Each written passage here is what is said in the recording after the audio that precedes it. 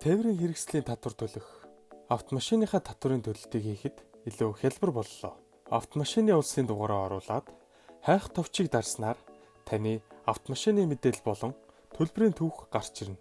Уг мэдээллээс автомашиныхаа үлдэгдэл татвар болон өмнөх хугацаанд улсад төлсөн татварын дүнг харах боломжтой.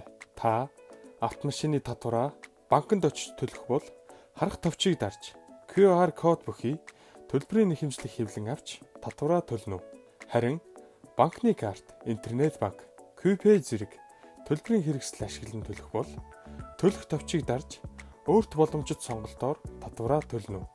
Хэрвээ та QPay-ээр төлөх бол QR кодыг банкны аппликейшныхаа QPay унших хэсэгт таниулснаар таны төлөлт амжилттай хийгдэнэ. Таны банкны аппликейшн QPay уншуулахад алдаа заасан бол апдейт хийнэ үү? Харин банкны картаар төлөлт хийх бол утасны дугаараа оруулан банкны картаар төлөлт хийх товчийг дарна. Картын мэдээллээ харгалзах утгуудад оруулсны дараа гүйлгээ хийх товчийг дарснаар таны автомашины төлөлт хийгдэх болно. Мөн интернет банкаар төлөх бол банкаа сонгож интернет банкаар төлөх товчийг дарна. Банкны интернетийн эрэхтэй бол нэвтрэх нэр болон нууц үгийг хийснээр татвараа төлөх боломжтой. Та баримт товчийг дарснаар төлсөн татврынхаа баримтыг хэвлэн авч гэрчилгээндээ хавсгах боломжтой.